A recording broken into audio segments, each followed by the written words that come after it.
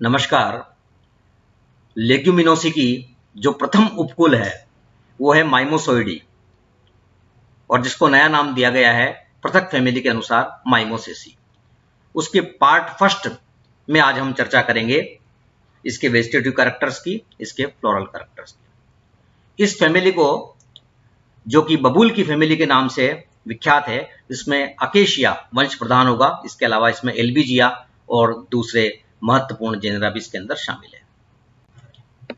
इसके vegetative characters हम सबसे पहले देखते हैं, जिसमें हम बात करने जा रहे हैं प्लांट हैबिट की, रूट की, स्टेम की और लीव्स की। सबसे पहले देखते हैं इस फैमिली में आने वाले पादप स्वभाव। इस फैमिली में जो पादप शामिल हैं वो मोस्टली दे आर ट्रीज और शब्स, वृक्ष होंगे या क्षुप होंगे। हर्बेसियस प्लांट इसके अंदर बहुत कम होंगे। जैसे हर्बेसियस प्लांट में इसमें शामिल है माइमोसा पुडिका, जिसको हम छुई मुई, लाजवंती या टच मी नॉट प्लांट नाम से जानते हैं, वो इसके अंदर शामिल होंगे। पर ज्यादातर इसमें आने वाले जो प्लांट होंगे वो ट्रीज या श्रब्स होंगे। इसमें कुछ हाइड्रोफिटिक प्लांट भी हैं और हाइड्रोफिटिक प्लांट में सबसे महत्वपूर्ण है नेपचूनिया ओलेरेसिया, जो कॉमन एक्वाटिक वीड है। बाकी इस फैमिली में जो अधिकांश जेनेरा हैं, जातियां हैं, वो जीरोफिटिक प्रवृत्ति शो करती है, जैसे अकेशिया, प्रोसोफिस। इनकी जो जातियां हैं वो मरुद्भिक प्रवृत्ति शो करेगी। तो जो हमने सामान्य बात यहां पर करी वो ये है कि प्लांट हैबिट में मोस्टली दीज आर ट्रीज और श्रब्स। ज्यादातर वृक्ष होंगे या पेड़ होंगे। शाकीय बहुत कम होंगे। शाकीय जैसे माइमोसा पुडिका, नेपचूनिया ओलेरेसिया, इस तरह के शामिल होंगे। उसके बाद इसमें आने वाली जड़ की बात करते हैं। ब्रांच्ड टेप रूट, शाखित मूसला जड़ इनके अंदर पाई जाएगी। इसका जो स्टेम देखते हैं फैमिली माइमोसोइडी का, इनका जो तना है वो ठोस, बेलनाकार, ऊर्ध्व, शाकित और प्राय ठोस अर्थात सॉलिड होगा, क्योंकि जीरोफिटिक प्लांट है। इस तरह की प्रवृत्ति शो करेगी। इसके बाद हम देखते हैं इसमें कि पर्ण जो महत्वपूर्ण है, इसकी पत्तियां, इनकी जो पत्तियां हैं वो होंगी अल्टरनेट अर्थात एकांतरित, स्टिपुलेट अर्थात ये अनुपर्णी होगी। और सबसे महत्वपूर्ण बात है कि अनुपर्ण क्या होगा, मॉडिफाइड इनटू स्पाइन्स और थॉर्न्स। जो अनुपर्ण है वो कांटों में या शूल में रूपांतरित हो जाते हैं। और इन जो फैमिली के सदस्य हैं, जैसे अकेशिया की बहुत सी जातियां, प्रोसोपिस में हम देखते हैं कांटे, थॉर्न्स, स्पाइन्स हमें नजर आएंगे, जो इनकी विशेषता है। ये सेवरंथ हैं, पिटियोलेट, स्तंभिक और शाकी अर्थात कोलाइन एंड रेमल होंगे। और इनमें पल्विनस प्रवृत्ति होगी अर्थात इनका जो पर्णाधार फूले हुए होंगे। और ये द्विपिच्छकी संयुक्त होंगी अर्थात बाइपिन्नेट कंपाउंड पत्तियां इनमें होंगी। इनकी पत्तियां होगी बाइपिन्नेट कंपाउंड। और जो सामान्य विशेषता सभी द्विबीजपत्रियों की रेटिकुलेट वेनेशन अर्थात जालिकावश शिराविन्यास होगा। कुछ पत्तियों में जो स्पेशल कैरेक्टर दिखाई दे रहा है, जैसे हाईली सेंसिटिव अर्थात अत्यधिक जो है संवेदनशील हैं पत्तियां किसकी, माइमोसा पुडिका की और नेपचूनिया ओलेरेसिया की। माइमोसा पुडिका जिसको हम छुई मुई, लाजवंती या टच मी नॉट प्लांट कहेंगे, और नेपचूनिया ओलेरेसिया जो एक्वाटिक प्लांट है, इनमें पत्तियां छूते ही मुरझा जाती है, मुड़ जाती है। हाईली सेंसिटिव लीव्स है इनकी। और एक प्रजाति जो हम देख रहे हैं अकेशिया मेलेनोजाइलम, इसमें जो पर्णवृंत है वो फिल्लोड में रूपांतरित हो जाता है। इसको हम कहते हैं Australian acacia. Australian acacia, botanical नाम अकेशिया मेलेनोजाइलम। इसमें जो पर्ण फलक अल्प विकसित होगा, पर्णवृंत चपटा और चौड़ा होगा, हरे रंग का होकर, और पर्णाभ व्रंत बनाता है, जिसको हम कहते हैं फिल्लोड। तो इनका जो पर्णवृंत है वो मॉडिफाइड इनटू फिल्लोड अर्थात पर्णाभ व्रंत में रूपांतरित हो जाएगा। तो ये फिल्लोड का एक बहुत अच्छा एग्जाम्पल है ऑस्ट्रेलियन अकेशिया, अकेशिया मेलेनोजाइलम। तो ये हमने देखे इनके vegetative characters, plant habit, root, stem और इनमें पाई जाने वाली इनकी पत्तियां।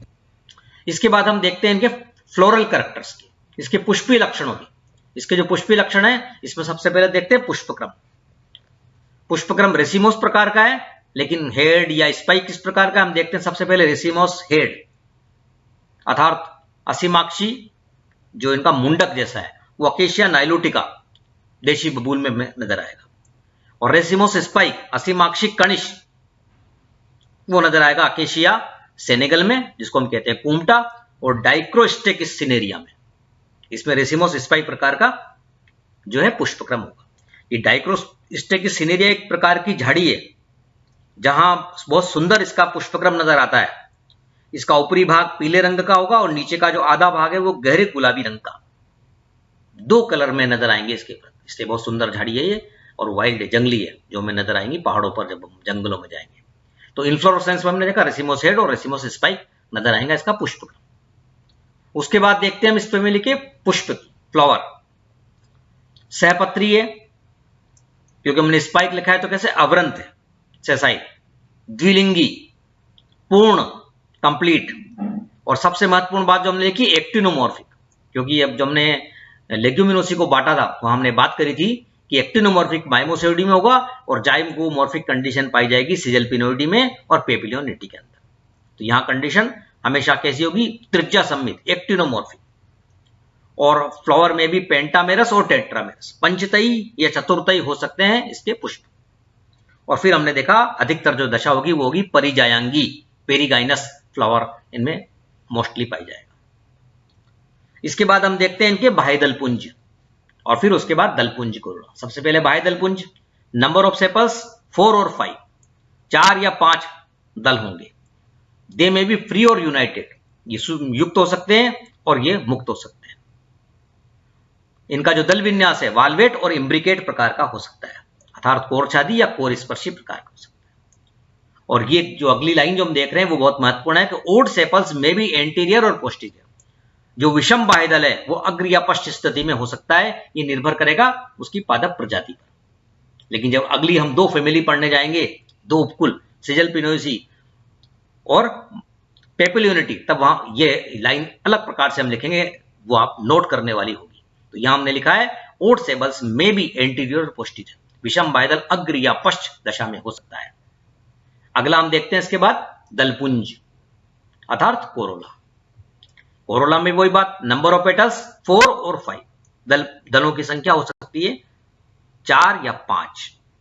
और ये भी गेमोपेटलस और पॉलीपेटल्स, संयुक्त दलीय और पृथक दलीय हो सकते हैं। और जो दल विन्यास है वो होगा वाल्वेट अर्थात कोर स्पर्शी दल विन्यास यहां पर इसमें पाई जाएगा। तो ये जो हमने देखे इसके बाह्य दल पुंज और पुंज था। उसके बाद फ्लोरल कैरेक्टर्स में हम आगे बढ़ रहे हैं और उसमें हम देखने जा रहे हैं इसके पहले रिप्रोडक्टिव पार्ट को।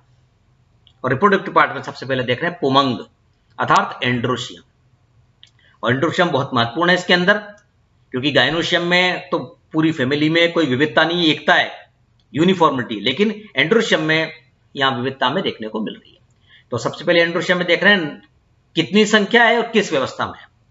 अधिकतर कंडीशन के अंदर मोस्टली स्टेमेंस, जैसे सबसे प्रधान जो वंश है इसका अकेसिया, उसके उदाहरण के साथ बात करते हैं। Mostly stamens are indefinite and free like acacia.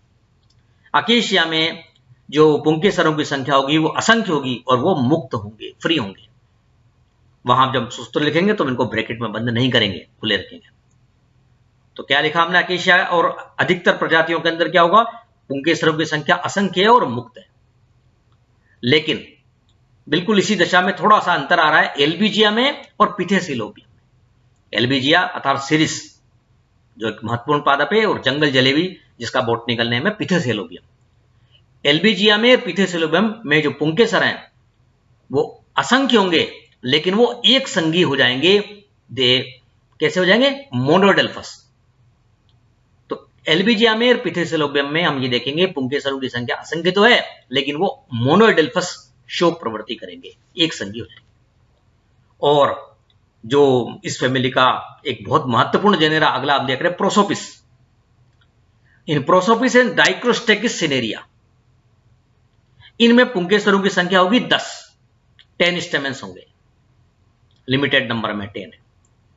और एक्रोकार्पस एक जेनेरा एक्रोकार्पस, उसमें पुंकेसरों की संख्या हो जाएगी 5, केवल 5 पुंकेसर उसके अंदर होंगे। तो ये हमने देखा संख्या में अंतर आया। क्या अंतर आया संख्या में, असंख्य 10 या 5। असंख्य किसमें है, असंख्य अकेशिया में है, एल्बीजिया में है, पिथेसिलोबियम में है, इनमें असंख्य पुंकेसर होंगे। लेकिन अकेशिया में असंख्य होने पर फ्री है और एल्बीजिया में और पिथेसिलोबियम में असंख्य होने पर एक संगी अर्थात ये मोनोडेल्फस है। प्रोसोपिस और डाइक्रोस्टेकिस सिनेरिया में 10 पुंकेसर हैं और एक्रोकार्पस में 5 पुंकेसर।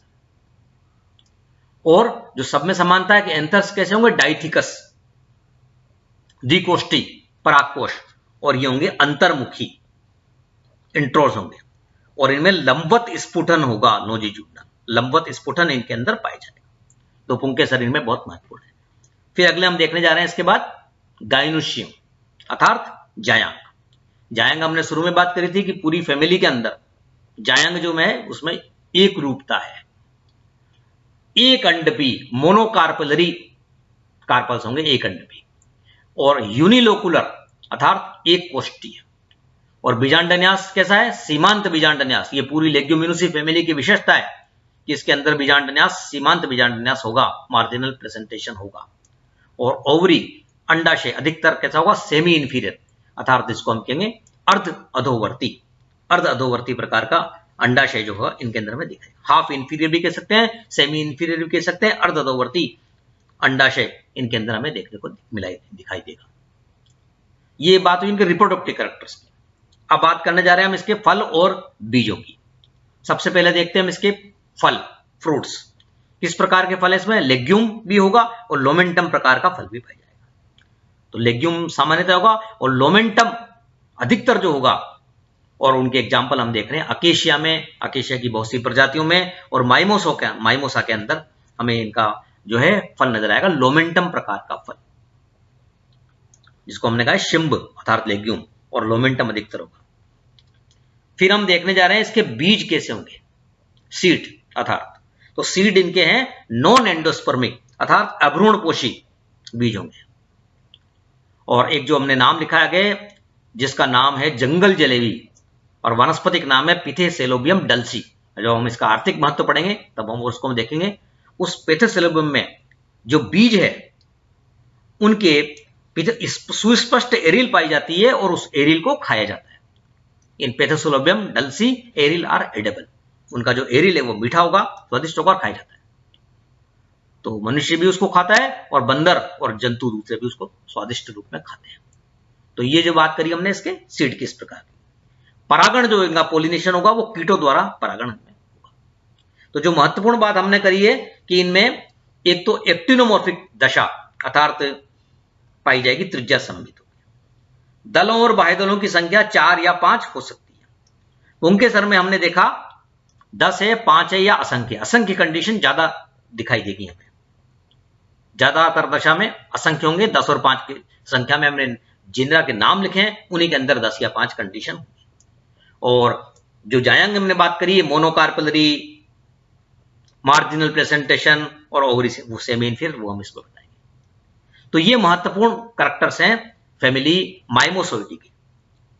माइमोसोइडी के पहले पार्ट के अंदर आज हमने बात करी इनके वेजिटेटिव कैरेक्टर्स की और इनके फ्लोरल कैरेक्टर्स की। इसके बाद जो अगला माइमोसोइडी का सेकंड पार्ट हम लेंगे, उस सेकंड पार्ट के अंदर हम इनकी बात करेंगे इसके इंपॉर्टेंट कैरेक्टर्स की, डिस्टिंग्विश कैरेक्टर्स की, जिनको हम छांट के चिन्हित करके लिखेंगे।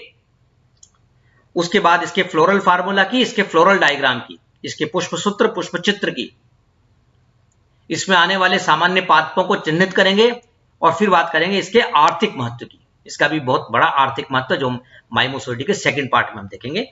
धन्यवाद।